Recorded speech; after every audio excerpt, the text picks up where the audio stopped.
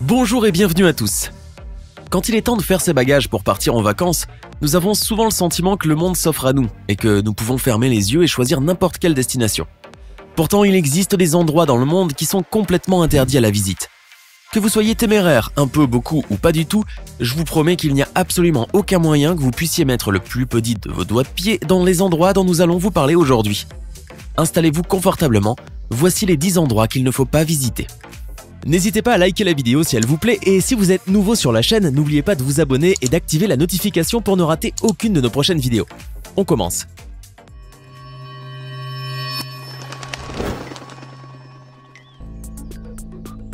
L'île de Poveglia est une petite île située dans la lagune de Venise, la ville des amoureux, en Italie. De loin, cette île paraît magnifique avec sa verdure, son campanile et son clocher, et d'ailleurs autrefois cette île était prospère. Aujourd'hui, cependant, l'île est interdite aux touristes et aux curieux. Elle est uniquement utilisée pour la viticulture. Elle n'appartient d'ailleurs à personne. Même les pêcheurs ne s'en approchent pas, de peur de voir remonter dans leur filet des ossements humains. Oui, car l'île de Poveglia a une histoire terrible.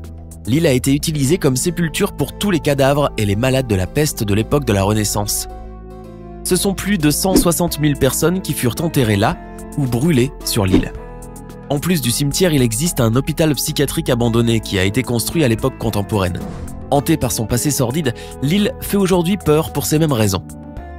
Le plus effrayant est qu'à l'époque, la peste était tellement répandue que la folie a gagné certains habitants aux alentours. Ces derniers guettaient le moindre symptôme de la peste et n'hésitaient pas à renvoyer quiconque présentant des signes de la maladie à l'île Poveglia.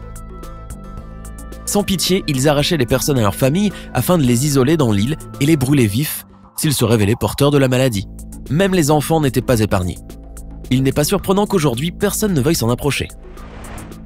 Si vous êtes un fan invétéré de paranormal, alors cet endroit va vous fasciner. Il s'agit de la zone 51 aux États-Unis. C'est une base militaire ultra secrète qui procède à des expérimentations militaires classées confidentielles. Cette zone, à la forme rectangulaire de 155 km², ne figure dans aucune carte des États-Unis. Et même Google Maps s'amuse à afficher cette zone avec une tête d'extraterrestre. Alors, qu'est-ce qui se cache réellement derrière cette zone? Le mystère est d'autant plus persistant que la zone 51 est sous haute surveillance. Interdite d'accès à moins de 40 km, entre les caméras, les barrières, les panneaux, les gardes et les détecteurs de présence, il est impossible de passer inaperçu, encore moins d'y accéder sans que les gardes ne puissent intervenir.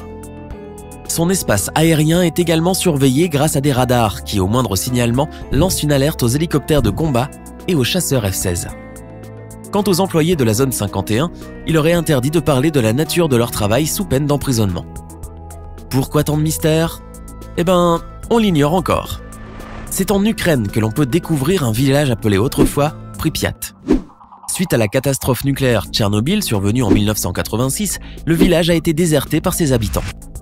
Cette ville fantôme constitue en effet un vrai danger pour tout être vivant, particulièrement un être humain.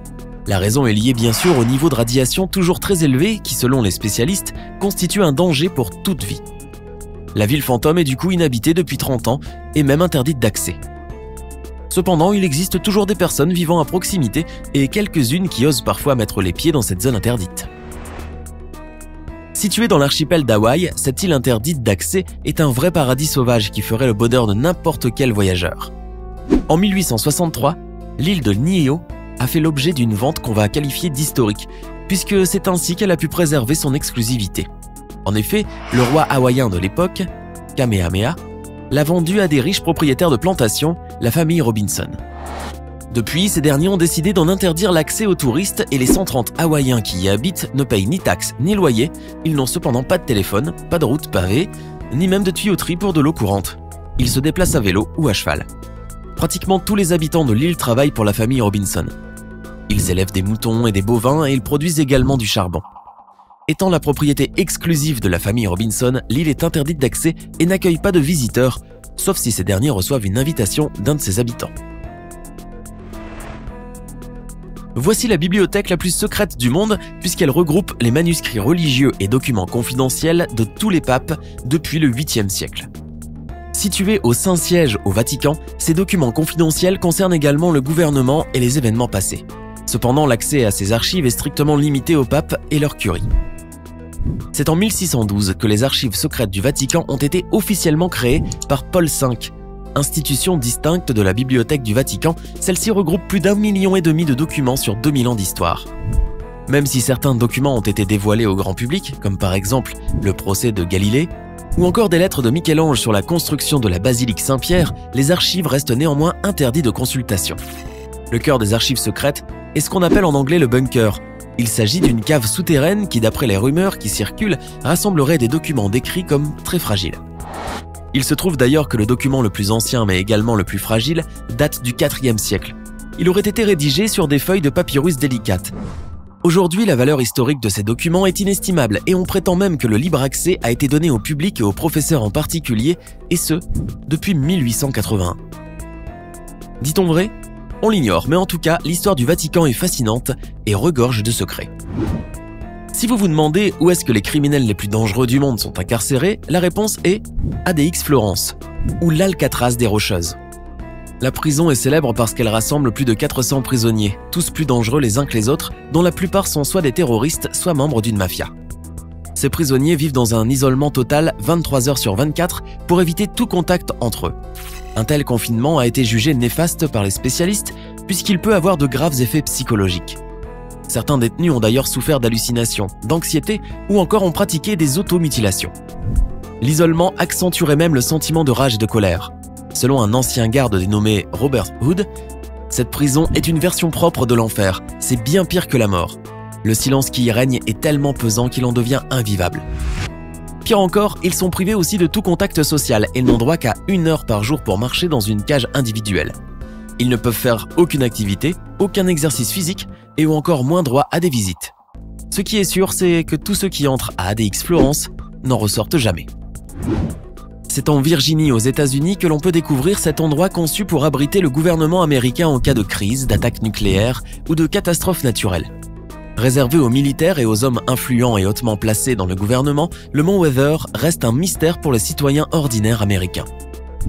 Le mont Weather est composé d'un bunker, à savoir une cave souterraine, qui rassemblerait tous les éléments nécessaires à la survie de l'homme. Notamment du gaz, de l'électricité, des fusils et même un hôpital assez grand pour y avoir une zone de quarantaine. Des produits agricoles peuvent y être cultivés et il abriterait même un réservoir d'eau souterrain. En tout cas, cet endroit est interdit au public et on ignore ce qui se passe le reste de l'année lorsqu'aucune alerte n'est signalée.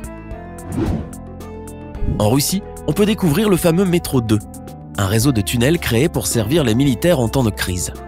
Le réseau secret aurait été construit à l'époque de Staline par le KGB. L'objectif principal de ce tunnel est de pouvoir évacuer des personnes de la plus haute importance en cas d'attaque.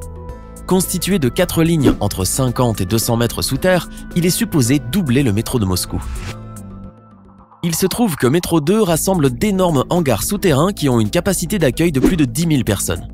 Aujourd'hui, l'existence de ce tunnel est toujours remise en cause, d'autant plus que l'administration du métro de Moscou n'a ni démenti ni confirmé l'existence du métro 2.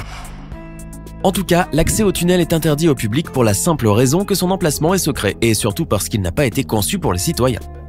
Parmi les endroits les plus insolites du monde se trouve l'île de North Sentinel, une île située dans le golfe du Bengale, dans l'océan Indien. Elle constitue le territoire d'une tribu autochtone et rassemble une population d'environ 500 personnes qui vit dans l'isolation complète. Considérée comme un territoire souverain et protégé par l'État indien, l'île est interdite d'accès depuis 2010, non seulement pour protéger la population des maladies, mais aussi parce que la tribu Sentinelle est particulièrement dangereuse. Très agressifs, leurs guerriers refusent tout contact avec le monde extérieur et protègent frénétiquement leur île en utilisant des flèches et surtout en n'hésitant pas à tuer tout individu s'approchant d'un peu trop près de l'île. Lors du seul contact qui a été réalisé et filmé avec les individus de l'île de North Sentinel, on leur a offert des noix de coco qu'ils ont acceptées. À l'exception de cette visite, toute autre tentative a été vouée à l'échec. D'ailleurs, les gardes-côtes indiens veillent à ce qu'aucun pêcheur, notamment les braconniers, ne s'approche trop de l'île.